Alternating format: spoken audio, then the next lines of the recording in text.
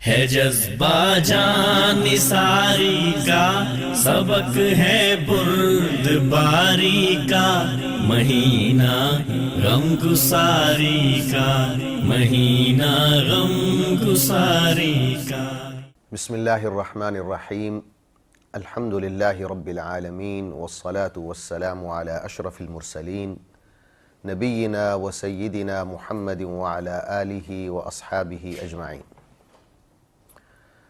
ناظرین کرام، السلام علیکم ورحمۃ اللہ وبرکاتہ۔ میں ڈاکٹر زید ملک ہوں اور میری آج کی گفتگو کا موضوع ہے والدین کے ساتھ ہمدردی۔ عزیزان گرامی، دین میں دو قسم کے بنیادی حقوق ہیں۔ ایک ہیں حقوق اللہ کے حقوق، اور دوسرے ہیں حقوق العباد، بندوں کے حقوق۔ حقوق اللہ جو ہیں، اللہ کے حقوق، ان کی پھر آگے دو قسمیں ہیں۔ ایک ہیں عقائد اور دوسرے ہیں عبادات۔ اسی طرح حقوق العباد یا بندوں کے حقوق، یہ بھی آگے چل کر دو قسموں میں تقسیم ہو جاتے ہیں۔ ایک ہیں اخلاق اور دوسرے ہیں معاملات۔ اللہ کے حقوق میں سے جو سب سے پہلا حق ہے وہ یہ ہے کہ اللہ کو وحدہ لا شریک مانا جائے، یعنی توحید۔ اسی طرح بندوں کے حقوق میں جو سب سے ابھرا ہوا حق ہے، سب سے اولین حق ہے، وہ والدین کا حق ہے۔ اور غالباً یہی وجہ ہے کہ جب اللہ تعالیٰ حقوق اللہ کا اور حقوق العباد کا کہیں بھی ایک ہی جگہ پر ذکر فرماتے ہیں تو پہلے توحید کا ذکر کرتے ہیں اور اس کے فوراً بعد والدین کے ساتھ حسن سلوک کا ذکر کرتے ہیں۔ سورہ بنی اسرائیل میں ہم دیکھتے ہیں، قرآن مجید میں فرمایا وَقَضَى رَبُّكَ أَلَّا تَعْبُدُوا إِلَّا إِيَّاهُ وَبِالْوَالِدَيْنِ إِحْسَانًا إِمَّا يَبْلُغَنَّ عِنْدَكَ الْكِبَرَ أَحَدُهُمَا أَوْ كِلَاهُمَا فَلَا تَقُل لَّهُمَا أُفٍّ وَلَا تَنْهَرْهُمَا وَقُل لَّهُمَا قَوْلًا كَرِيمًا وَاخْفِضْ لَهُمَا جَنَاحَ الذُّلِّ مِنَ الرَّحْمَةِ وَقُل رَّبِّ ارْحَمْهُمَا كَمَا رَبَّيَانِي صَغِيرًا۔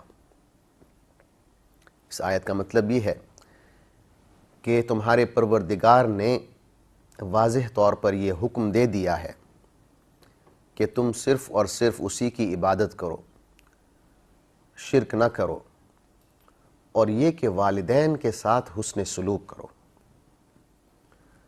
ان میں سے ایک یا دونوں اگر تمہاری زندگی میں بڑھاپے کو پہنچ جائیں تو انہیں اف تک نہ کہو، نہ انہیں ڈانٹو، سخت لہجے میں بات کرو، اور انہیں بہت پیار سے مخاطب کرو، بہت احترام سے ان کے ساتھ گفتگو کرو، اور تواضع اور انکساری اور شفقت و محبت اور رحمت کے ساتھ ان کے سامنے جھک جاؤ، دعا مانگتے ہوئے یوں کہو کہ اے میرے پروردگار، ان دونوں پر رحم فرما، بالکل ویسے ہی جیسے انہوں نے مجھے محبت سے، شفقت سے پالا ہے، تو بھی ان پر رحم فرما۔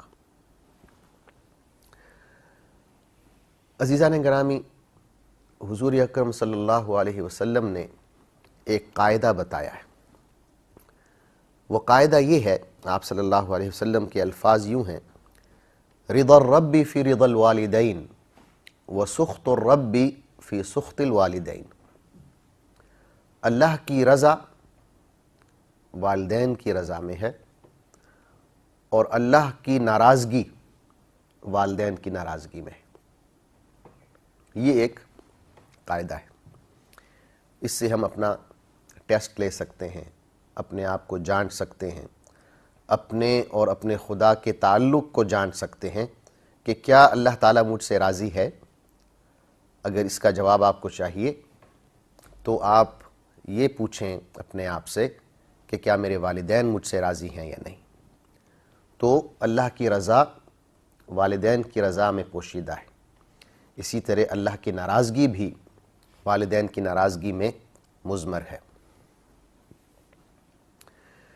ایک صحابی حضور اکرم صلی اللہ علیہ وسلم کی خدمت میں حاضر ہوتے ہیں اور کہتے ہیں من احق الناس بحسن صحابتی، کہ اے نبی صلی اللہ علیہ وسلم مجھے یہ بتائیں کہ انسانوں میں کون ہے جو میرے حسن سلوک کا، میری اچھی بہترین صحبت کا حقدار ہے؟ آپ نے فرمایا امک، تمہاری ماں۔ انہوں نے کہا کہ ثم من، ان کے بعد کون ہے؟ آپ نے پھر یہی جواب دیا امک، تمہاری ماں۔ اس نے تیسری دفعہ یہ پوچھا تو آپ نے تیسری دفعہ بھی یہی جواب دیا۔ جب چوتھی دفعہ یہی سوال کیا انہوں نے تو آپ نے فرمایا ابوک، تمہارا والد۔ تو اس سے یہ ثابت ہوا کہ والدہ کا جو حق ہے حسن سلوک کے حوالے سے، ہمدردی کے حوالے سے، نرمی کے حوالے سے، شائستگی کے حوالے سے، اچھے اخلاق اور ایک بہت ہی نرم رویہ، حسن صحابہ جو ہے، اس کا مطلب یہ ہے کہ جو آپ کا ساتھ ہے والدہ کے ساتھ وہ بہت ہی نرمی پر مبنی ہو، اس میں ایک شفقت ہے، محبت ہے، رحمت ہے، یہ سارے پہلو اس کے اندر سماتے ہیں۔ ان تمام صفات کی جو زیادہ حقدار ہیں وہ والدہ ہیں، والد بھی ہیں لیکن والدہ زیادہ ہیں۔ لیکن علماء نے اس مسئلے پر گفتگو کرتے ہوئے یہ بھی کہا ہے کہ اگر والدین میں آپس میں اختلاف ہو جائے تو بچوں پر یہ واجب ہے کہ اطاعت والد کی ہوگی، یعنی حسن سلوک ایک چیز ہے اور اطاعت دوسری چیز ہے، کیونکہ والدین گھر کے سربراہ ہیں اور والد جو ہے وہ سربراہ ہے، اس کا جو حکم ہے وہ فائنل ہوگا۔ تو اگر اطاعت میں آپ کنفیوز ہوتے ہیں تو پھر یہ اس کا جواب ہے کہ اطاعت والد کی ہوگی، حسن سلوک میں زیادہ مقدم والدہ ہیں۔ حضرت عبداللہ بن عباس ایک روایت کرتے ہیں حدیث کی، کہتے ہیں کہ ایک شخص آیا اور اس نے پوچھا کہ یا رسول اللہ وہ کون سے اعمال ہیں جو اللہ تعالیٰ کو سب سے زیادہ پسند ہے؟ تو حضور اکرم صلی اللہ علیہ وسلم نے فرمایا کہ وقت پر نماز ادا کرنا اللہ کو سب سے زیادہ پسند ہے۔ انہوں نے کہا کہ یا رسول اللہ اس کے بعد کون سا عمل ہے جو اللہ کو سب سے زیادہ پسند ہے؟ تو آپ صلی اللہ علیہ وسلم نے فرمایا والدین سے حسن سلوک، یعنی نماز کے بعد جو کہ اللہ کا حق ہے فوراً والدین پر آ گئے ہیں جو حقوق العباد سے جس کا تعلق ہے۔ اس شخص نے پوچھا کہ اس کے بعد کیا ہے، کون سا عمل اللہ کو محبوب ترین ہے تیسرے نمبر پہ؟ تو حضور اکرم صلی اللہ علیہ وسلم نے فرمایا جہاد فی سبیل اللہ۔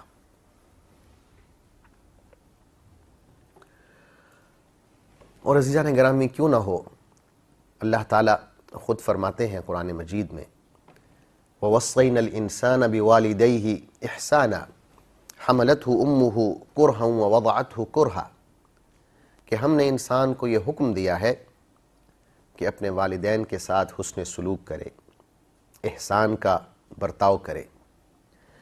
اس کی وجہ وہ تکلیفیں ہیں جو والدین اٹھاتے ہیں، خاص طور پہ والدہ۔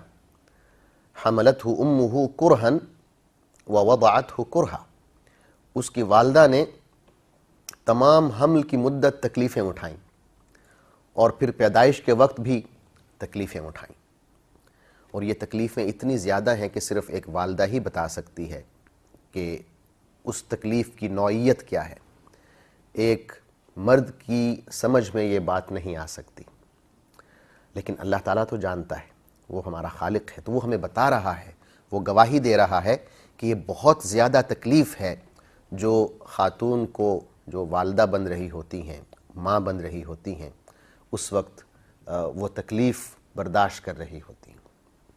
اسی سے ملتی جلتی ایک اور آیت ہے وَوَصَّيْنَا الْإِنسَانَ بِوَالِدَيْهِ حملته امه وهنا على وهن وفصاله في عامين ان اشكر لي ولوالديك الي المصير، کہ ہم نے انسان کو حکم دیا کہ اپنے والدین کے ساتھ حسن سلوک کرے۔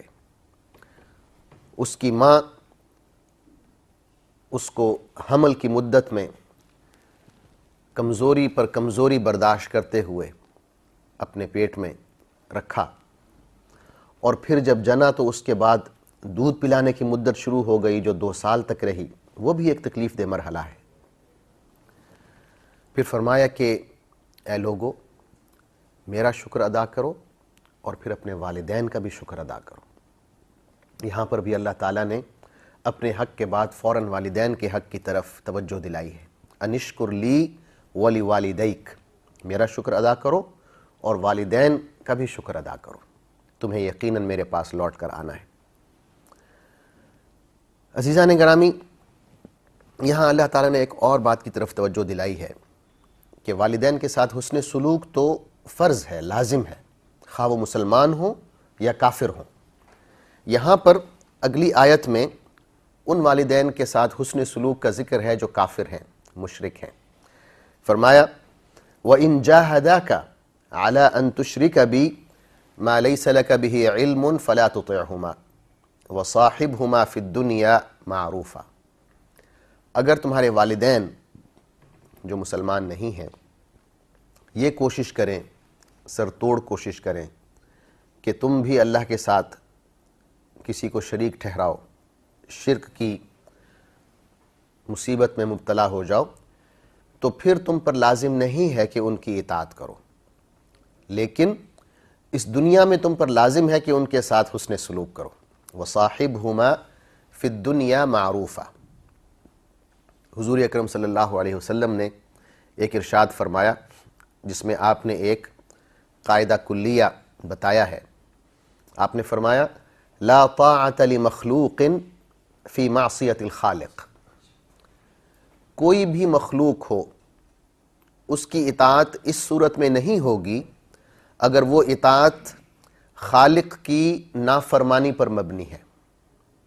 کوئی بھی شخص ہے، کوئی بھی اتھارٹی ہے، کوئی بھی رشتہ ہے، کوئی بھی ہے، اگر وہ ہمیں ایسا حکم دیتا ہے جس حکم میں اللہ کی نافرمانی ہے، تو پھر اس شخص کا، اس اتھارٹی کا، وہ کوئی بھی ہو، باس ہے، استاد ہے، والدین ہیں، میاں ہے، بیوی ہے، بھائی ہے، بہن ہے، بچے ہیں، وہ حکم نہیں مانا جائے گا، وہ مشورہ نہیں مانا جائے گا، کیونکہ حضور اکرم صلی اللہ علیہ وسلم نے فرما دیا ہے لا طاعت لمخلوق فی معصیت الخالق، اگر خالق کی نافرمانی پر مبنی کوئی حکم دیا جا رہا ہے تو اس کی اطاعت نہیں ہوگی۔ بعض دفعے ہم دیکھتے ہیں کہ خامند اپنی بیویوں سے کہتے ہیں کہ آپ پردہ نہ کریں، آپ ہمارے ساتھ اس طرح چلیں جیسے سوسائٹی چل رہی ہے، آپ پردہ کرتی ہیں، اسکارف لیتی ہیں، حجاب کرتی ہیں تو ہمیں اپنے دوستوں کے ساتھ ملنے میں شرمندگی ہوتی ہے۔ تو اگر خامند اس قسم کا حکم صادر فرما دیں تو بہنوں کو پتہ ہونا چاہیے، مسلم خواتین کو پتہ ہونا چاہیے کہ ان پر لازم نہیں ہے کہ اس نافرمانی میں اپنے خامند کی اطاعت کریں، کیونکہ حضور اکرم صلی اللہ علیہ وسلم کا حکم بہت واضح ہے لا طاعت لمخلوق فی معصیت الخالق۔ اپنے موضوع کی طرف لوٹتے ہیں، والدین کے ساتھ حسن سلوک۔ حضور اکرم صلی اللہ علیہ وسلم نے ارشاد فرمایا رغم انف ثم رغم انف ثم رغم انف، قیل من یا رسول اللہ؟ قال من ادرک ابویہ عند الکبر احدہما او کلیہما فلم يدخل الجنہ، وہ شخص ذلیل و خوار ہو، وہ شخص ذلیل و خوار ہو، وہ شخص ذلیل و خوار ہو۔ 3 دفعے آپ نے بد دعا دی ہے۔ لوگ بہت پریشان ہو گئے کہ یا رسول اللہ وہ کون بدبخت ہوگا جسے آپ نے 3 دفعہ بد دعا کی ہے؟ آپ نے فرمایا کہ وہ شخص جو اپنی زندگی میں اپنے والدین کو موجود پاتا ہے، اپنے بوڑھے والدین کو، وہ شخص موجود ہے، زندہ ہے، صحیح سلامت ہے، اس کی زندگی میں اس کے والدین ہیں جو بڑھاپے تک پہنچ چکے ہیں، ایک یا دونوں، لیکن وہ جنت میں داخل نہیں ہوتا۔ مطلب یہ ہے کہ اتنا بڑا چانس دیا جا رہا ہے، اتنا بڑا موقع دیا جا رہا ہے آپ کو جنت میں داخل ہونے کا، اور وہ والدین کا بڑھاپا ہے، ان کی موجودگی ہے، اور آپ کو یہ موقع دیا جا رہا ہے کہ یہ آپ کے والدین ہیں، ان کے قدموں تلے جنت ہے، اگر آپ ان کی خدمت کرتے ہیں تو یہ جنت آپ کے سامنے، لیکن آپ جنت میں داخل نہیں ہو پاتے، آپ ان کی خدمت نہیں کرتے، تو حضور اکرم صلی اللہ علیہ وسلم کے نزدیک وہ شخص بدبخت ہے، وہ ذلیل و خوار ہوگا، کیونکہ اس نے اتنا بڑا موقع گنوا دیا، جنت میں داخلے کا موقع، جنت کو حاصل کرنے کا موقع اس نے اپنے ہاتھوں سے نکال دیا، اور جان بوجھ کے۔ ناظرین، بعض دفعہ یہ ہوتا ہے کہ ہم دیکھتے ہیں کہ والدین زیادتی کر جاتے ہیں، کبھی کبھی تو وہ بہت زیادہ زیادتی کر جاتے ہیں جو ظلم تک پہنچ جاتی ہے، بلکہ کسی شخص نے حضور اکرم صلی اللہ علیہ وسلم سے یہ سوال بھی کیا کہ یا رسول اللہ، اگر میرے والدین مجھ پر ظلم کریں تب بھی میں ان کے ساتھ حسن سلوک کروں؟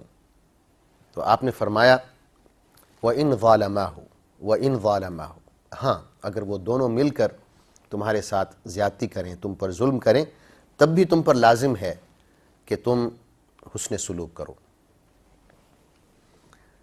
غیر مسلم والدین کا میں نے ذکر چھیڑا تھا، اس میں ایک واقعہ ذہن میں آ رہا ہے، وہ حضرت اسماء رضی اللہ تعالی عنہا کا ہے۔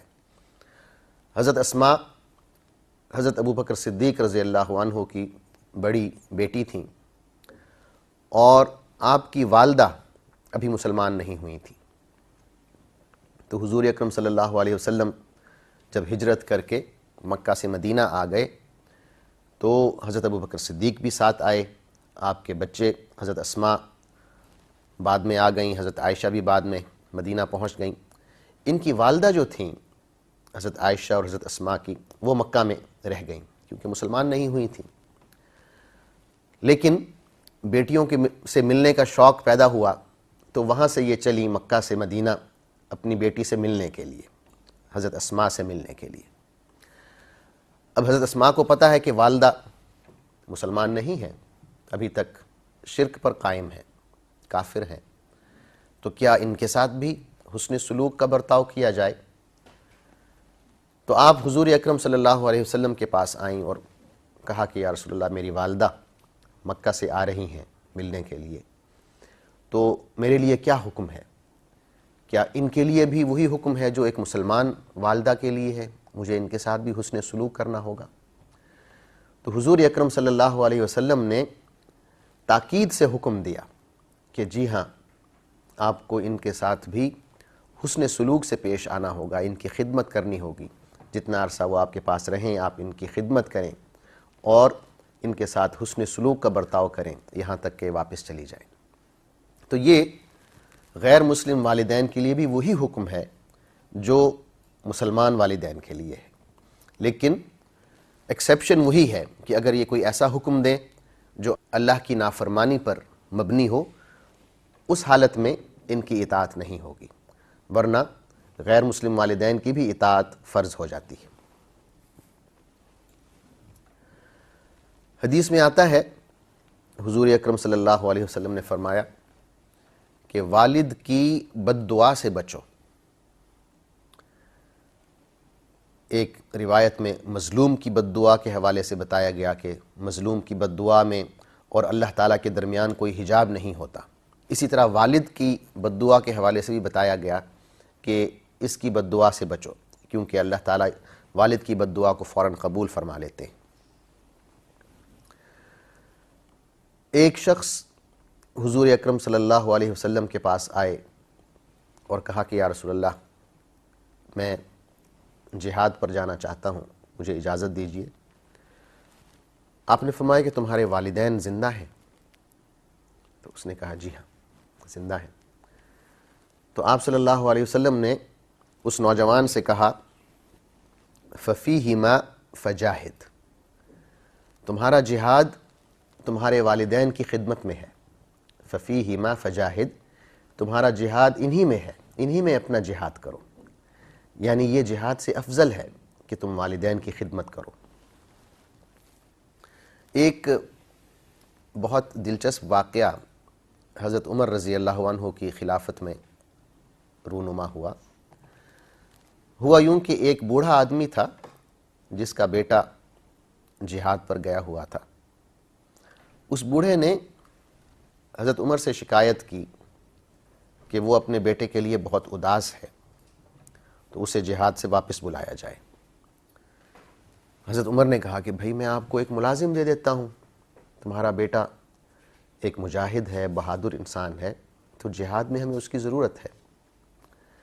تو اس شخص نے کہا کہ وہ تو ٹھیک ہے، لیکن میرا بیٹا مجھے روزانہ دودھ پلاتا تھا اپنے ہاتھوں سے، اور مجھے اپنے بیٹے سے ایک خاص قسم کی خوشبو آتی تھی، وہ خوشبو میں مس کرتا ہوں، وہ ملازم سے تو نہیں آتی۔ تو حضرت عمر نے اس بوڑھے کا ٹیسٹ لیا، امتحان لیا، اس کے بیٹے کو چپکے سے جہاد سے واپس بلا لیا اور کہا کہ یہ دودھ کا پیالہ لو اور چپکے سے جا کے اپنے والد کو دو، اسے پتہ نہ چلے کہ تم بیٹے ہو۔ جس طرح ملازم دیتا تھا ویسے وہ گیا، اس نے دودھ دیا والد کو، تو اس کے والد نے پہچان لیا کہ یہ میرا بیٹا ہے، کھڑا ہو گیا اور اس نے اسے گلے سے لگایا۔ تو یہ ہوتا ہے قرآن مجید میں، تو اللہ تعالیٰ نے حضرت یعقوب علیہ السلام اور حضرت یوسف علیہ السلام کے قصے میں بتایا ہے۔ حضرت یعقوب کہتے ہیں انی لاجد ریح یوسف لولا ان تفندون، اگر تم مجھ پر یہ الزام نہ لگاؤ کہ بڈھا سٹھیا گیا ہے تو میری بات کا یقین کرو، مجھے یوسف کی خوشبو آ رہی ہے۔ تو والدین کا اور بچوں کا ایک تعلق قائم ہو سکتا ہے اس ہمدردی کا، اور اس کی وجہ جو ہے وہ حسن سلوک ہوتی ہے، وہ خدمت ہوتی ہے جو بچے والدین کے حق میں کرتے ہیں۔ والدین کے ساتھ ہمدردی اور حسن سلوک کا ایک پہلو یہ بھی ہے کہ ان کی مالی ضروریات کو پورا کیا جائے، اور ناظرین یہاں یہ بتانا بہت اہم ہے کہ والدین کی جو مالی ضروریات ہیں وہ ہمارے بیوی بچوں کی جو مالی ضروریات ہیں ان پر مقدم ہے، یعنی پہلے والدین کا نمبر آتا ہے، اس کے بعد ہمارا اور ہمارے اہل و عیال کا۔ بعض دفعہ ہم لوگ ترتیب الٹ کر دیتے ہیں، پہلے اپنے آپ کو رکھتے ہیں، پھر اپنے بیوی بچوں کو رکھتے ہیں، اس کے بعد اگر بچ جائے تو والدین کو دیں ورنہ نہ دیں۔ یہ ترتیب غلط ہے، اسلامی شریعت کی روح سے یہ ترتیب بالکل غلط ہے۔ پہلے والدین کا نمبر ہے، اس کے بعد اپنی ذات ہے، اس کے بعد بیوی بچے ہیں۔ اور یہی ہم دیکھتے ہیں اس واقعے میں جو حضور اکرم صلی اللہ علیہ وسلم نے سنایا کہ تم سے پچھلی قوموں میں کچھ لوگ تھے جو سفر پر نکلے، 3 آدمیوں کا واقعہ بتایا، رستے میں بارش ہو گئی تو وہ کسی غار میں چھپ گئے اور ایک بہت بڑا پتھر آ کے گرا اور غار کا منہ بند ہو گیا۔ تو انہوں نے یہ فیصلہ کیا کہ ہم اپنے نیک اعمال کو یاد کرتے ہیں اور ان اعمال کو وسیلہ بنا کر اللہ سے دعا کرتے ہیں۔ تو تینوں نے دعا کی، ان میں سے ایک نے جو اپنا نیک عمل گنوایا وہ یہی تھا کہ اے اللہ، میرے بوڑھے والدین تھے اور میں بکریاں چراتا تھا، تو شام کو جب واپس آتا تھا تو بکریوں کا دودھ پہلے اپنے والدین کو پلاتا تھا، اس کے بعد اپنے بیوی بچوں کو پلاتا تھا۔ تو ایک دن میں تاخیر سے آیا تو والد سو گئے تھے، تو میں دودھ لے کر ساری رات ان کے سرانے کھڑا رہا۔ میں یہ بھی نہیں چاہتا تھا کہ ان کو بے آرام کروں اور جگا دوں، اور یہ بھی نہیں چاہتا تھا کہ ان سے پہلے میں پیوں یا میرے بچے پئیں۔ تو میرے بچے جو ہیں وہ روتے رہے، میں نے ان کی پرواہ نہیں کی، اور میرے والد جب خود آرام کر کے اٹھے تو ان کو میں نے دودھ پلایا اور اس کے بعد اپنے بچوں کو پلایا۔ تو اے اللہ، اگر یہ عمل تمہیں پسند ہے تو ہمیں اس مشکل سے نجات عطا فرما۔ وہ پتھر کھسک گیا۔ تو بتانے کا مقصد یہ ہے کہ والدین پہلے آتے ہیں، اپنی ذات اور بیوی بچے بعد میں آتے ہیں۔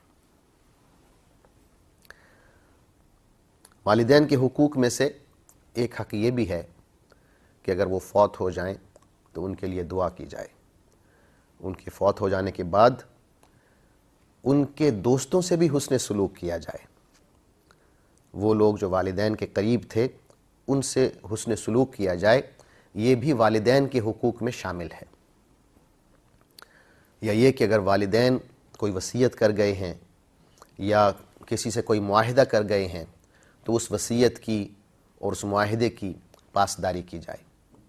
حضور اکرم صلی اللہ علیہ وسلم کا ارشاد ہے اذا مات ابن آدم انقطع عمله الا من ثلاث صدقة جاریہ وعلم ينتفع به وولد صالح يدعو له. کہ جب انسان مر جاتا ہے تو اس کے سارے اعمال رک جاتے ہیں. 3 اعمال ایسے ہیں جو جاری رہتے ہیں، یعنی وہ اس طرح جیسے کہ گویا کہ وہ مرا ہی نہیں ہے، وہ یہ 3 اعمال کر رہا ہے، کیونکہ ان 3 اعمال کا اجر اس کے اکاؤنٹ میں شامل ہوتا رہتا ہے. پہلا عمل صدقۃ جاریہ. صدقہ جاریہ کیا ہے؟ کہ مرنے والا کوئی نیک عمل کر کے گیا، جیسے صحرا میں اس نے کنواں کھدوا دیا یا نلکا لگوا دیا یا اس نے ہسپتال قائم کر دیا، تو مرنے کے بعد لوگ اس سے استفادہ کر رہے ہیں، پانی پی رہے ہیں، علاج ہو رہا ہے ہسپتال میں، تو اس کو صدقہ جاریہ کہتے ہیں، جو مسلسل کنٹینیو کر رہا ہے. دوسرا یہ ہے علم ينتفع به، نفع بخش علم، ایسا علم جس سے لوگ فائدہ اٹھا رہے ہیں. آپ کے مرنے کے بعد بھی اس علم کی برکات جاری ہیں. آپ نے ایک اچھی کتاب لکھی، لوگ پڑھ رہے ہیں، کتاب صدیوں تک باقی رہے گی، ہم باقی نہیں رہیں گے. آپ نے ایک اسکول کھولا ہے جس میں بچے تعلیم حاصل کر رہے ہیں، وہ ہمارے مرنے کے بعد بھی اسکول جاری ہے، اس کے بعد بھی کئی نسلیں اس میں سے تعلیم حاصل کرتی ہیں. تو وہ ایسا علم ہم چھوڑ کر جا رہے ہیں جو جاری رہے گا. یا ہم نے پڑھایا بچوں کو، اپنے شاگردوں کو، وہ بڑے ہوئے، وہ اساتذہ بنے، علماء بنے، انہوں نے آگے بچوں کو پڑھایا، اپنے شاگردوں کو پڑھایا، تو یہ سلسلہ جاری رہا. تو یہ بھی ایک ہمارے اجر میں زیادتی کا باعث بنے گا. تیسرا آپ نے فرمایا وَوَلَدٌ صَالِحٌ يَدْعُو لَهُ، یا یہ کہ نیک اولاد جو مرنے کے بعد اپنے والدین کے حق میں دعا کریں. تو یہ بھی ایک شکل ہے والدین کے ساتھ ہمدردی برتنے کی، ان کے ساتھ حسن سلوک کی، کہ ان کی وفات کے بعد ان کے حق میں دعا کی جائے کہ اللہ تعالیٰ ان کی مغفرت کرے، ان کے درجات بلند کرے اور انہیں جنت میں داخل کرے. ناظرین، انشاءاللہ کل دوبارہ حاضر ہوں گا ایک نئے موضوع کے ساتھ. کل تک کے لیے اجازت دیجیے. اللہ حافظ، والسلام علیکم ورحمۃ اللہ وبرکاتہ. بتائے زندگی کے سب کرینے اہل ایمان کو، سکھائے بندگی کے سب طریقے ہر مسلمان کو. ہے جذبہ جان نثاری کا، سبق ہے بردباری کا، مہینہ غم گساری کا، مہینہ غم گساری کا.